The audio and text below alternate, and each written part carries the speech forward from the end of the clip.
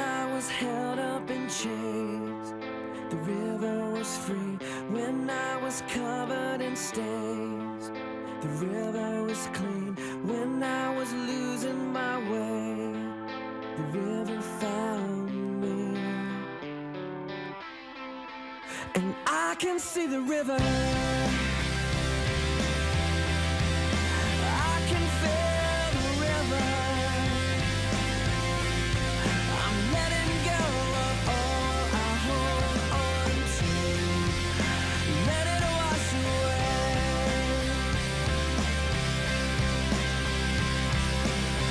When we were broken inside, the river was love. When we were thirsty and dry, you were more than enough. When we were drowning in lies, the river saved us. And I can see the river, I can feel the river. I'm letting go of all I hold on to, let it wash away. I'm dancing in the river, and I'll be here forever. I'm letting go of everything but you. Carry me away, carry me away, carry me away, carry me away, carry me away, carry me away. And I can see the river.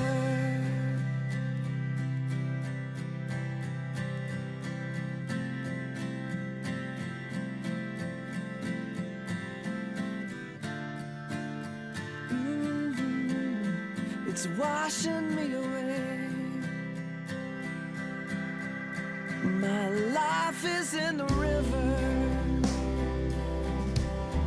and I'll be here forever. I'm letting go of all I hold on to.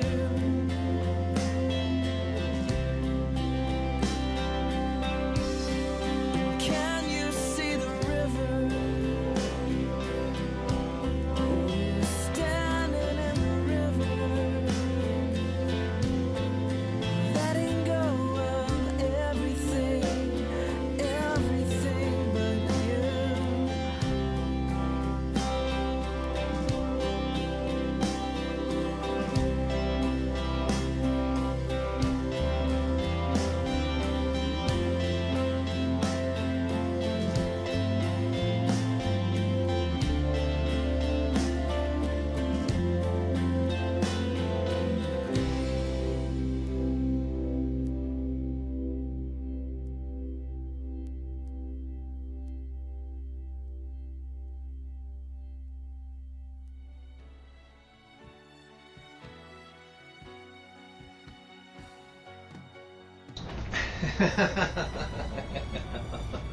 Not really. I mean, I just got through recording, which you won't see, but I just got through recording a VidDevoPerspective, and it was talking about self-esteem and the analogy of how we should not esteem ourselves, but how God esteems us is more important.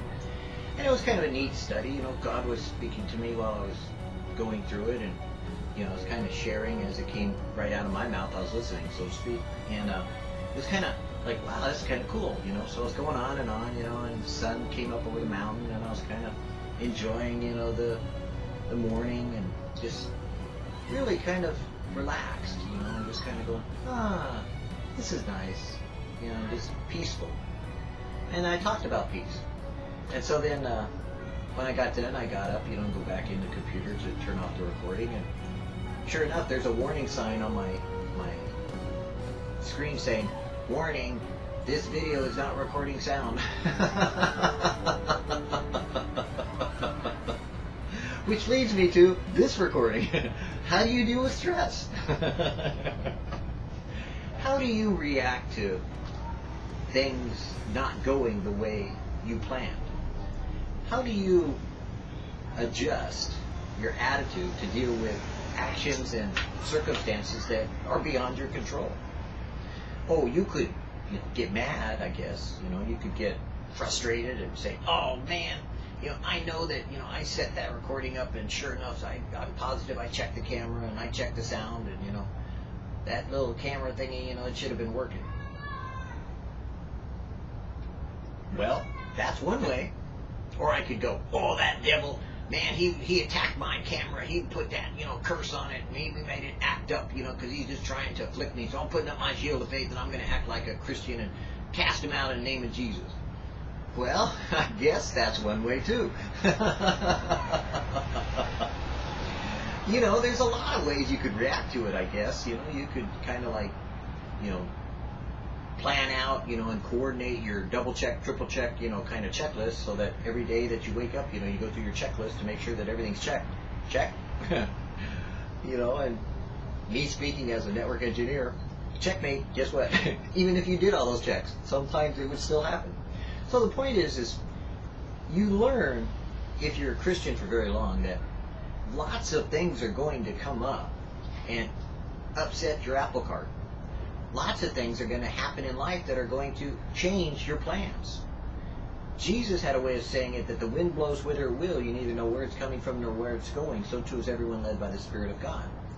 I like to turn my circumstances, whether they're good or whether they're bad, back to God and let Him get the credit or the challenge of it to resolve it, rather than have me try to interpret it.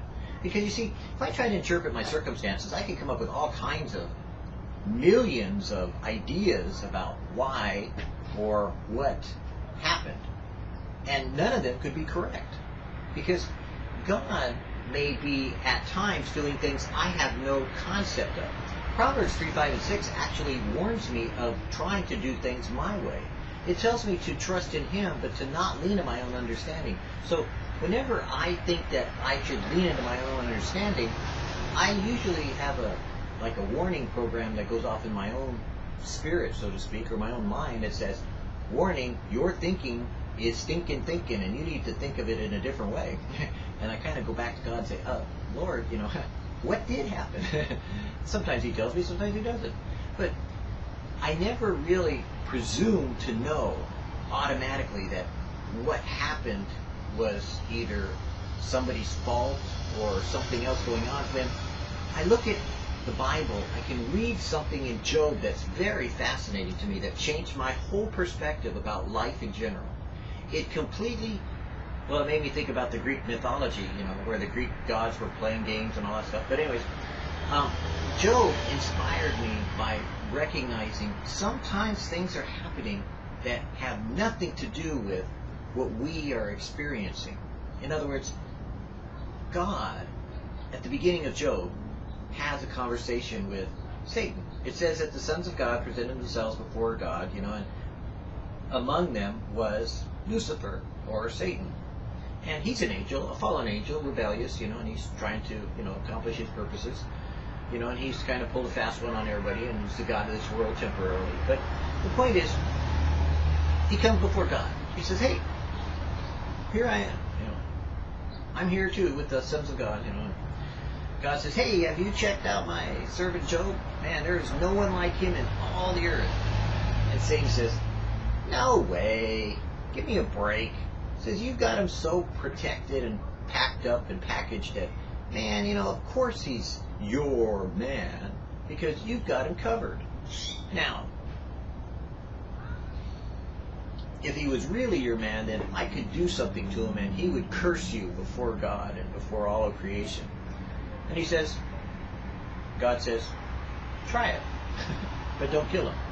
And so Satan, believe it or not, is given, and this is the weirdest thing, but it's for our benefit, freedom to go and do anything to poor old Job, who doesn't know what the pardon the expression, what the hell is going on? But it's true. Hell was going on with him. And here, one minute, he gets a servant that comes in and says, hey, we just came from the fields. All your oxen have just been wiped out by a tornado. Another one comes from, hey, we just came from, the city and all of your businesses have been destroyed by a hailstorm. Another one comes in and says, hey, all your kids just got killed by, invading Canaanites. Another one comes up and says, hey, your wife is still alive. Oh my God, no. Oh well, that could only be so bad. But the point is that Job had all these things happening, one right after the other, just boom, boom, boom, boom, boom. And so God had allowed Satan to cause circumstances in Job's life to test him. And then Job winds up with boils and all these kind of horrible things, and he goes sits on a dung heap, and then the worst thing of all, here come the Christians. Here come the Christians. Here come the Christians. Christians, they came alongside Job to encourage him, to have faith with him, to believe with him, to encourage him, pray for him, to stand with him in his time of need. Not! They might have started off that way, it does say that they sat with him for, I think, a few days before they finally opened their mouth. But if you've read Job, then you know that they weren't exactly the best of friends, They were supposed to be, but even they got a little disgusted with Job after a while because, first of all, they told Job what they thought the circumstances of his life were about and why Job was wrong in his life, how he had to be sin in his life, how things had to be going wrong for Job. And God had already told Satan, Job is right. So the long story short is, you really don't know what's going on. You may think you've got a handle on life. You may think you got a handle on everything around you. Let me put this perfectly clear. You haven't a clue what's going on. God's the one who said it. He said, my thoughts aren't your thoughts, neither are my ways your ways. You don't have a handle on what I'm doing. You don't know what my plans are. I will share with you to do what I say, but I'm not going to tell you my full counsel. And Jesus said he entrusted himself to no man, for he knew what was in the heart of man. Because if we knew everything that God was doing, we'd screw it up, get in the way, kind of mess it up. It's kind of like with these elections, People, if they knew, really, that God is the one who puts in charge people in charge of countries, in charge of nations, all that kind of stuff, sets up magistrates, causes people to really, in their heart of hearts, to run for office, and then influences people to elect them. Well, do you think that God didn't put the current president in office? I think you might have a problem here, Houston, that maybe he's not there for the reason you think, but he might be there for another reason that I like to throw out at Christians and say, hey, God may have put that man in office just to test your heart to see if you'll trust him or if you'll trust man. If you will hate or you will love. If you will bless or you will curse. And your heart will be revealed by how you dealt with this person in office. And so, for me, I kind of laugh at all the frustration that people feel about the current situation in the country. God said, hey, look, if you want to be blessed, this is how you do it. If you want to be cursed, this is how you do it. We personally, as a country, are the most spoiled, wealthiest, richest, and even when we're supposedly having a hard time, quite frankly, if you moved around in the country, you'd find there are jobs around, and there are places to work, and there are things to do, and you could make money, and you could lower your standard of living and still live. In the world, there are places where you can't do that. When there are no jobs, there are no jobs. And that's why you see some of the violent revolts and some of the violence that happens in the world, because they don't have anything to do at all. They can't make a living because of their climate or their environment or the way that the country's set up or structured. So the reality of our situation never is what we think we know. It's rather who we know that we can ask what's going on to. And that's what happened with my recording today, is that it could be that God didn't want that recording. That I've done pieces on self-esteem and God's esteem, and maybe that's enough. Or maybe, and I could go on with the babies. But none of those things were as important as my reaction. My reaction was, oh well. In other words, when I found out that the recording hadn't recorded the sound, I didn't lose it. I didn't abuse it. I didn't curse. I didn't contemn or condemn. I laughed. I thought it was funny. I just went, oh well. And I do that a lot on the web. I just put down oh well at times, and people don't get what I'm talking about. But for me, oh well is kind of like, hey, God knows. I'm not worried about it. Oh well, he's in control. I gave him control 35 plus years ago, And in my life, I figured out that, whether I participated with him or didn't, he still accomplished what he wanted in my life and about my life and through my life. Whether I participated with him or not was usually whether I got blessed or whether I was used anyways. And that's kind of where you're at. It's like, hey, you can get with the program and just kind of like enjoy it and enjoy the ride, and be fascinated with what God will do. Or you could panic. You can fear. You can have anxiety attacks. You can worry. You could stress, You could look like a worldly person, kind of like, oh my God, did you hear what happened overseas? They're going to do this and they're going to do that. Oh no, did you hear what the government's going to do? They're going to do this, they're going to do that. Oh my God, did you do this? And I always want to ask them, did you hear what God said he will do? I mean, come on. If people as Christians are more worried about what other people do and not what God can do, I think they miss the point of being a Christian. You see, the Christian is the person who doesn't fear these things that are coming upon them. The Christian is the person who, when trials come and tribulations, they count it all joy. They rejoice in those things that come upon them because they get an opportunity to see how God will deliver them. They get a chance to see how God will reveal himself in the circumstances. They get to learn something from it. They have a weird way of looking at life in general, which in a lot of ways has to do with learning and lessons.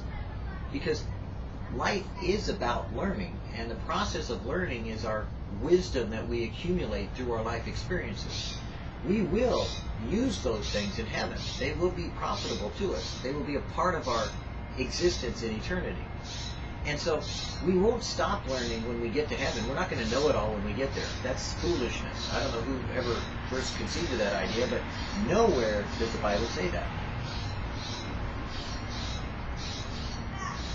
It says that when he shall appear, we shall see him face to face, and we shall be like him. But even as the Father kept some things from the Son, so too there's some things that we won't know, that God will be continually revealing to us throughout eternity. That's why the word for eternity is called ages to ages in Hebrew. It means you're going from ages to ages to ages to ages to ages life that never ends. And because it's called ages to ages life, that means in every age there is something happening. Like people say we're in the age of grace, or people say we're in the age of the church, or we're in, old age, young age, middle age, whatever. But the point is that the ages keep going. So once this time period that we're living in, the church age, kind of is raptured away, so to speak, then the kingdom age happens for 1,000 years on the earth, where Jesus sets up his kingdom. Wow, cool. For 1,000 years there's this age going on, and we're learning things then. Then after that, we're told there's a new heaven and a new earth. And that's a new age. And we'll be going into a new age then, and constantly learning. And then after that new age, there's a newer new age, and a newer new one. Now, we won't sin and deal with that because we're told that's cast away. But we will be learning something and growing and knowing. And it's almost like that whole idea that, the Confucianism, Taoist, kind of Buddhist, kind of reincarnate thing. Well, they didn't really get it. They kind of screwed it up and made it into something it's not. But if you could take that little tiny part of it and then apply it to what God said about eternity, then you got it. You're at least pretty much close to it. And that's what it means by learning constantly and going through these ages. And that's why in circumstances like the camera not recording or the volume not recording, I learned from that. I learned not just to make sure the camera is set up, because it could be Satan with a number, it could be a glitch, it could be any number of little things. So I just learn whatever I can from it and rejoice in it, because I count it all joy. I have to remind myself that the importance isn't so much the recording as it is my actions with God. Because I don't ever need to react to anything in my life, but I do need to act upon what God tells me. I do need to act with God in how He shows me things and reveals to me His will. I do need to act upon what He has said is true for my life. And that's why you should not be guided by reactions to negative circumstances and say, oh, I'm just going to use the power of positive thinking. Well, no, you're going to have some negative things happen. And guess what? You might have a negative reaction. Good. I hate people that tell me, oh, well, you got to look on the bright side. No, I don't. I could look on the dark side. I could look on the shadow side. I could look on any side I want to. I see something in it, because God is in hell, God is in heaven, God is everywhere. God speaks to us irregardless of where we're at. He'll still talk to us. We're going to deal with Him on a face-to-face basis.